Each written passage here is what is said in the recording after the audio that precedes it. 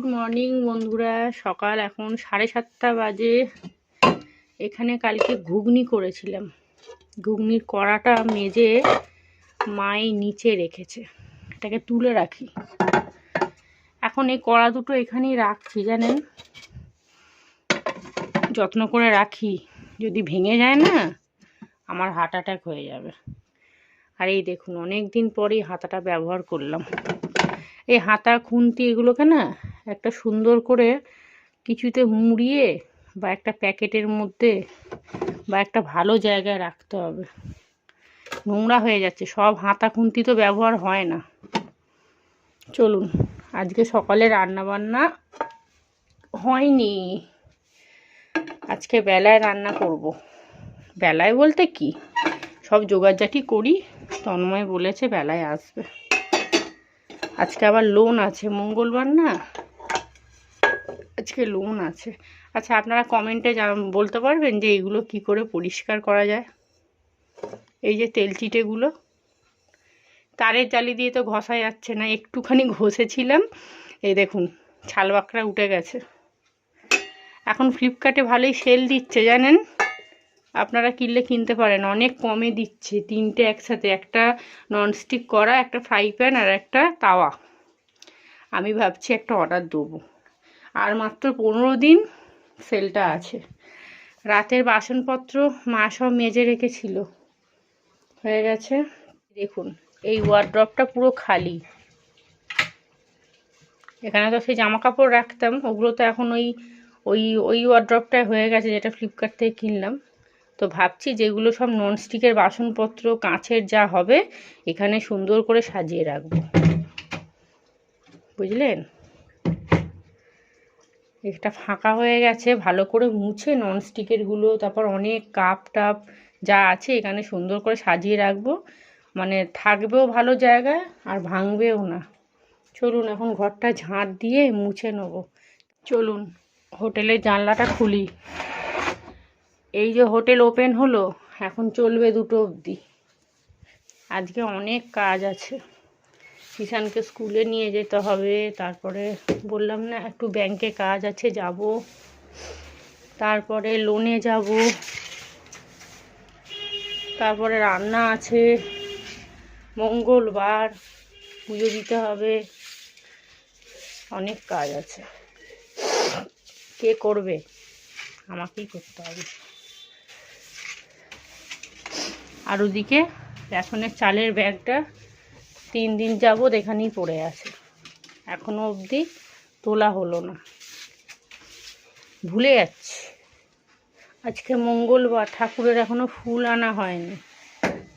কিষান গেছে পড়তে, ওর সপ্তাহে 3 দিন আন্টি বলেছে সকালে পড়াবে। কালকে রাত্রিবেলা হঠাৎ করে বাঁদিকে বুকে, জানেন, একটু একটু করে যন্ত্রণা হচ্ছিল। এমনি থেকে মানে কি, সন্ধ্যেবেলা মুড়ি চা খেলাম, তারপর থেকেই দেখছি হালকা একটু সামান্য ব্যথা ব্যথা করছে। ওই ব্যথা ব্যথা করছে, রান্না বান্না করলাম, একটুখানি শুয়েছিলাম।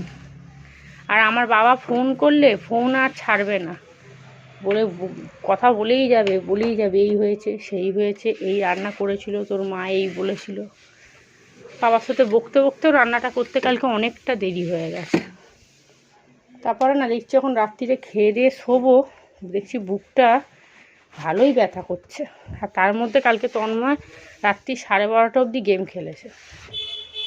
ও এসছে, লাইট জ্বালিয়েছে, খেয়েছে, তখন একটু ঘুমটা ভেঙে গেল। কালকে রাত্রিবেলা পুরো গাঢ় ঘুমটা হয়নি, হয়েছে কিন্তু ওই যে বুকটা ব্যথা ব্যথা করছে, মানে কেমন একটা চিন্তা হচ্ছে, কেন হচ্ছে রে বাবা, কেন হচ্ছে রে বাবা।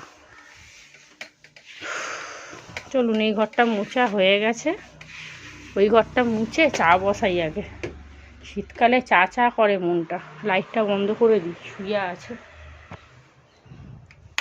বুকটা এখনও, জানেন, বাঁ দিকটা একটুখানি চিনচিন করে ব্যথা করছে, আরও হচ্ছিল।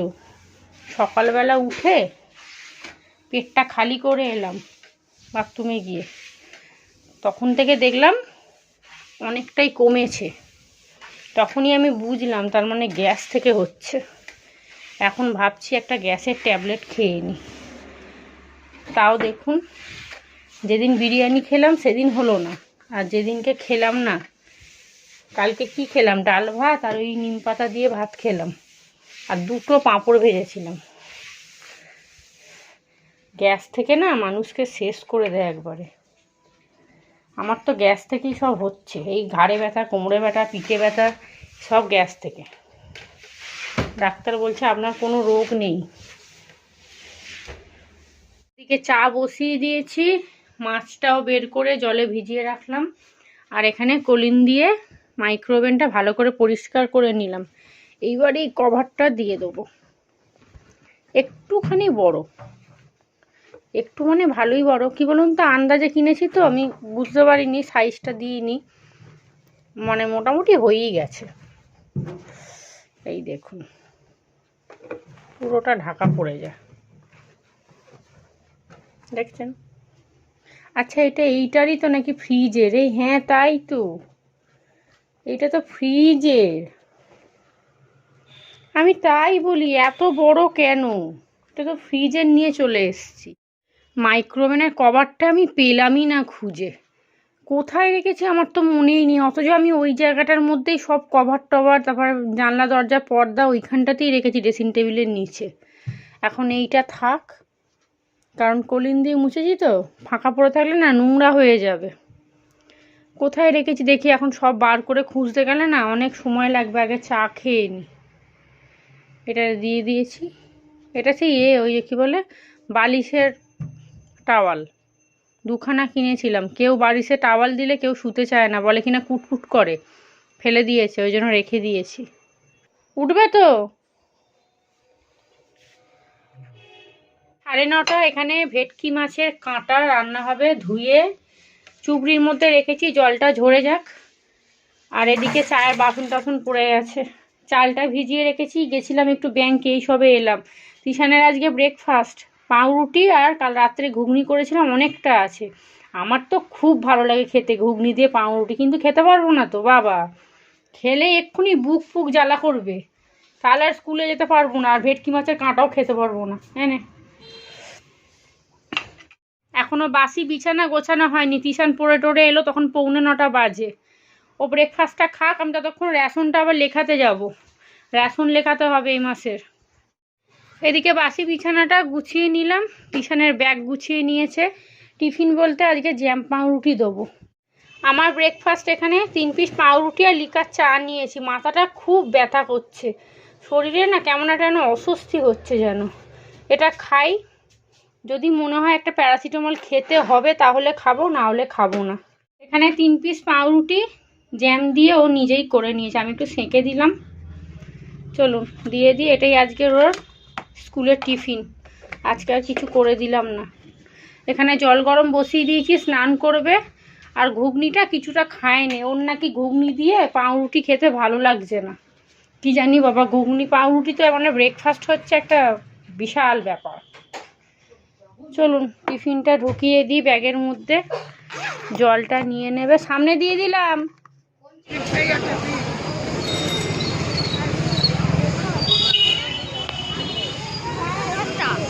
কিষানকে স্কুলে দিয়ে চলে এসেছি, এসেই আগে রান্না বসিয়ে দিয়েছি। পেঁয়াজকলি আলু ভাজা হচ্ছে, ওদিকে ভাত বসিয়েছি। এদিকে ভেটকি মাছের কাঁটাটা নুন হলুদ ভালো করে মাখিয়ে নিলাম। তো পেঁয়াজকলি আলু ভাজাটা হচ্ছে হোক, আর ভেটকি মাছের কাঁটাটা তো বড় কড়াই করতে হবে। আর এদিকে কোথায় গেল রে বাবা, এই দেখুন মেথির শাক কিনে নিয়ে এসেছি, তো মেথির শাকটা কাটতে হবে, রান্না করব। ভেটকি মাছের কাঁটাটা এখানে অর্ধেকটা ভাজা বসিয়েছি, অর্ধেকটা এখনও আছে, ভাজবো আবার। আর এখানে পেঁয়াজকলি আলু ভাজাটাও বসিয়ে দিয়েছি। আর এখনকার আলু জানেন তো, মানে কি বলবো, কোনটা সিদ্ধ হয় কোনটা সিদ্ধ হয় না আমি নিজেই বুঝে উঠতে পারি না। ভেটকি মাছের কাঁটাটা ভাজা ভাজা করে তারপরে মশলা দিয়ে কষাবো। আলু দেবো না, শুধু ভেটকি মাছের ঝাল হবে। আর আজকে আমি লোন দিতে যাব না, শরীরটা ভালো লাগছে না। ছোটো বৌদি এসছে, ছোটো বৌদিকে দিয়ে লোনটা দেওয়াবো। এখানে পেঁয়াজকলি আলু ভাজা হয়ে গেছে, মেথি শাকটা কাটবো। আগে এই দুটো করে নিই, কারণ তন্ময় যখন তখন চলে আসতে পারে। ওর খাবারটা আগে রেডি করে নিই, তারপরে আমার দোকান পরে হবে। আজকে কতটুকু ভাত খেতে পারবো জানি না, আগে প্যারাসিটামল খেতে হবে। আর এখানে দুটো কড়া ধরছে না গ্যাসের মধ্যে, দাম করে পড়ে যাবে। ভেটকি মাছের কাঁটা রান্না করব, কড়ায় বেশ করে তেল দিয়েছি, কারণ এটা মাংসর মতো করে রান্না করব।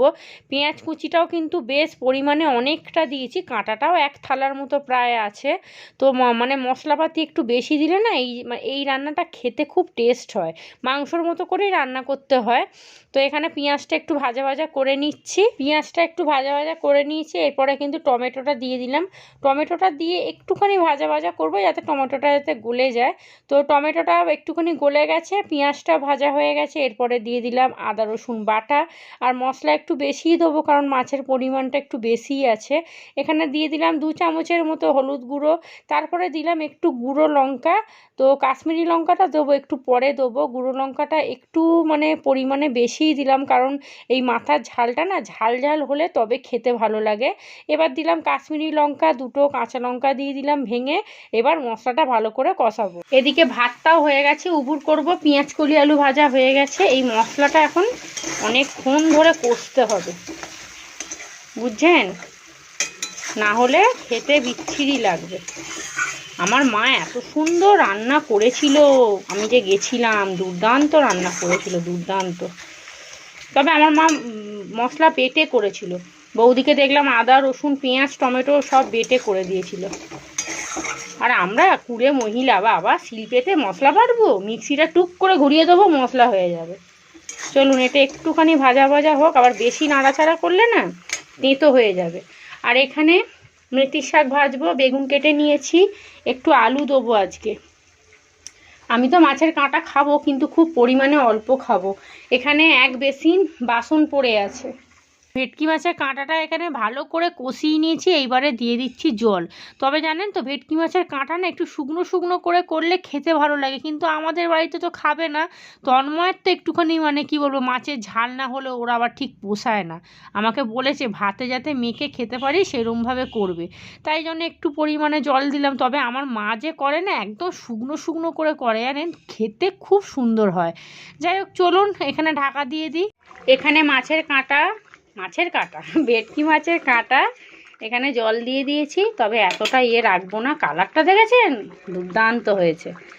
এবারে ঢাকা চাপা দিয়ে দেবো। নামাবার সময় ধনেপাতা দিলে ভালো হতো, কিন্তু আমার পতিদেব ধনেপাতা খাবেন না।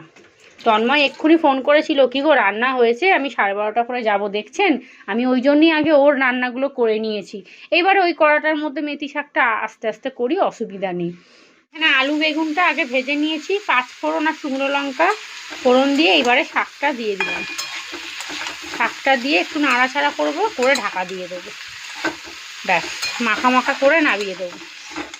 এই শাকে না কোনো ঝামেলা নেই, যেহেতু কোনো মশলা পড়ে না, 10 রকমের সবজি পড়ে না। একটু বেগুন দিয়ে করলে করলাম, নাহলে একটু আলু দিলাম, ব্যাস হয়ে গেল। ব্যাস ঢাকা দিয়ে দেবো, একটু সিদ্ধ হবে। আর এখানে ভেটকি মাছের কাঁটা একদম রেডি। তন্ময় আসছে, খাবে, ওর খুব প্রিয় বাবা।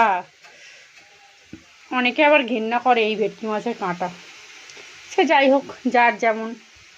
এখন বাজে 12:40, আমি স্নান করে চলে এসেছি, যা বাসি জামাকাপড় ছিল সব ধুয়ে দিয়েছি, মিলবো একটু পরে মিলবো। আগে রান্নাঘরটা পরিষ্কার করি, এক বেসিন বাসন পড়ে আছে। তন্ময় এক্ষুনি আসবে, ওকে খেতে দিয়ে দেবো, ও চলে যাবে। আবার এসে বললো বসবো না, খেয়েই চলে যাব। আর আমি সকালবেলা পাউরুটি খেয়েছিলাম, তো আমার না ঠিক পেট ভরেনি, খিদে খিদে পাচ্ছে। শরীরটা না কেমন যেন ম্যাজ ম্যাজ করছে, গা হাত পা যন্ত্রণা করছে, মাথা ব্যথা করছে, চোখ পোক সব যেন ব্যথা করছে, সব যেন মানে শরীর কেমন করছে। ওই জন্য দুদিন আর কাচাকুচি করিনি, আজকেও করিনি, কালকেও করিনি। কাচাকুচি সেরকম কিছু নেই, ও তন্ময়ের জামা কাপড় তো রবিবারে কেচে নিয়েছি, চাদরটাও কেচে নিয়েছি। পরপর কদিন কাচা হয়েছে, তো ওই জন্যই আমার ঠান্ডাটা লেগে গেছে। যাই হোক চলুন রান্নাঘরটা পরিষ্কার করে নিই। আর বৌদির হাত দিয়ে লোনটা দিয়ে দিলাম, আমি আর গেলাম না, বৌদি তো যাবেই, অসুবিধা নেই। তো বৌদি বললো তোমাকে যেতে হবে না, ছেড়ে দাও, আমি দিয়ে দিচ্ছি। চলুন খাবো, খিদে পেয়ে গেছে। অল্প একটু জলমুড়ি খেয়েছি, তাতেও দেখছি পেটটা ভরছে না। ভাত খেতে হবে, ভাত খেয়ে ভাবছি একটা প্যারাসিটামল খেয়ে নিই, নাহলে না সন্ধেবেলা আমি আর উঠতে পারবো না। রান্না বান্না না করলে খাবো কি বলুন তো, আমারই তো খিদে পেয়ে যাবে। এই শরীর খারাপ করে করে না খুব রোগা হয়ে গেছি দেখছি, ওয়েটটা অনেকটা কমে গেছে। এই লাস্টবারে যে ডাক্তার দেখাতে গেছিলাম ওয়েট করিয়েছিলাম, অনেকটা কমে গেছে। ডাক্তার বলছে চিন্তা করিস না, আবার খাবি দাবি যখন আবার আস্তে আস্তে ঠিক ওয়েট বেড়ে যাবে। সে যাই হোক, ওয়েট নাই বাড়ুক, আমার শরীর সুস্থ থাকুক, এটাই আমি চাই। শরীর সুস্থ থাকলে আমার ছেলেকে আমি দেখতে পারবো, কারণ ওর ভবিষ্যৎটা তো নষ্ট হয়ে যেতে পারে না বলুন না। একটা বাচ্চার সম্পূর্ণ পুরো ভবিষ্যৎটা নির্ভর করে একটা মায়ের ওপর, বাবার ওপর একদমই নয়। এই করে করেই না ওর 5 একটু নাম্বারটা কমে গেল। এই আমার শরীর খারাপ, ঘর ভাড়া গেলাম, এই সব নিয়ে মানে চারদিকে ঝামেলা করে 15 দিন মায়ের বাড়িতে থাকলাম। ওর প্রচুর পড়া কামাই হয়েছে। আন্টি বলছিল যে বৌদি ওর পড়া খুব ভালো করে, কিন্তু ওর কামাইয়ের জন্য ওর আজকে এরকম অবস্থা। সেই জন্য আমি চিন্তা করেছি যাই হয়ে যাক, আমি আর পড়াটা আমি আর কামাই করাবো না, পড়া স্কুল আমি ঠিক পাঠাবো। যাক চলুন, খিদে পেয়ে গেছে, বাসনগুলো মাজি, রান্নাঘরটাকে পরিষ্কার করে নিই। রান্নাঘর পুরো পরিষ্কার করে নিয়েছি। কত বাসন দেখেছেন, আর দুটো কড়া নিচে রেখে দিয়েছি, এখন আর মাজতে পারবো না, পারছি না, কষ্ট হচ্ছে। হয়ে গেছে। তন্ময় এখনো এলো না, অথচ আমি এত বাসন টাসন মাজলাম। তন্ময় চলে এসেছে, ও খেতে বসে গেছে, আর বললাম তো এক্ষুনি চলে যাবে, তাই জন্য আর জামা কাপড় ছাড়ে নে। এখন বাজতে যায় প্রায় 4টে থেকে 4:30। তিশান স্কুল থেকে চলে এসছে, আর এই দেখুন রাত্রে কি রান্না হবে সেইটা নিয়ে দেখছেন, মুখ বাঁকিয়ে বাঁকিয়ে কিরম বলছে আমাকে, বলছে মা আজকে লুচি করবে, আমাকে বলছে। আর এখানে আসার সময় না একটা খেজুরের প্যাকেট নিয়ে আসলাম। খেজুর খাওয়া তো খুবই ভালো, কিন্তু ওই যে 2 দিন খাবো 4 দিন খাবো না। আর এদিকে বেদানাও নিয়ে এসেছিলাম একটু বেশি করে। সন্ধে এখন 6:30 বাজে। এখানে দুধ চা বসিয়েছি, তন্ময়ের জন্য না, মায়ের জন্য। মা এসেছে, আর মা তো গুঁড়ো দুধের চা খেতে পছন্দ করে না, তাই জন্য প্যাকেট দুধ। এখানে মায়ের চা বসিয়েছি, আর আমার জন্য একটু লিকার চা করব। বিছানা গোছাবো, জামা কাপড় তুলবো। আর মা অনেক দিন পরে এলো। মায়ের ঘরেই আমি 50 বার যাচ্ছি, মা আর কি আমার বাড়িতে আসবে। আবার সরস্বতী পুজো যাবে তিশান, একদিন থাকবো। বুক করা হয়ে গেছে, টিকিট বুক করে নিয়েছে। দোলে যাবো 24 তারিখ। আবার দোলে, সরস্বতী পুজো কবে তাই আমরা জানি না, অথচ দেখুন দোল কবে সেটাই ও চিন্তা করছে। ফেব্রুয়ারি মাসের 14 তারিখ দোল। দেখুন সব ওই যে ক্যালেন্ডারটা নিয়ে এসছি ব্যাংকে থেকে, মা ওই ক্যালেন্ডার দেখে দেখে সব জেনে গেছে। আর তোমার পুজো হচ্ছে অক্টোবর মাসের 10 তারিখ। ওরে বাবারে, এই পুজো কাটলো, এখন আবার সেই দুর্গা পূজার কথা চিন্তা করছে। আর কালী পুজো পড়ছে তোমার 3 না দিয়েছে। চলুন, আমি চাটা বসিয়ে দিয়েছি।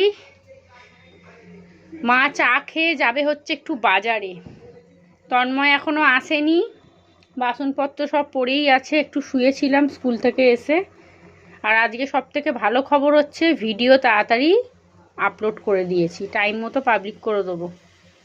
তাড়াতাড়ি ভিডিও দেওয়ার চেষ্টা করি জানেন তো, কিন্তু কি বলুন তো, আপলোড হতে এক এক সময় অনেক সময় নিয়ে নেয়, এইটাই সমস্যা। ঘরের ভেতর তো, এই ঘরে আপলোডটা খুব ভালো হয়, কিন্তু অনেক সময় না বেগরবাই করে, আপলোড হতেই চায় না, থমকে যায় একদম। এখানে মাকে একটু চা, তার সাথে একটু পাঁপড় ভেজে দিলাম। তো বিস্কুট দিতাম, ভাবলাম পাঁপড়টা আছে এখন, তাহলে একটু ভেজে দিই। আর তিশানকে দেখুন টুকটুক করে খেয়েই যাচ্ছে। মা এলো, 20 টাকা দিল, চিপসের প্যাকেট হ্যানা ত্যানা নিয়ে এসে খেলো। এখন আবার ওই মাকে পাঁপড় দিয়েছি, মা দিয়েছে হাতে একটা, আর খেয়ে বলবে কি আমার পেটে ব্যথা করছে জানেন। তো মা এক্ষুনি চলে যাবে, তিশানও পড়তে চলে যাবে। তাহলে চলুন আজকের ব্লগটা এখানেই শেষ করছি। আপনারা সবাই ভালো থাকবেন, আজকের মতো টাটা।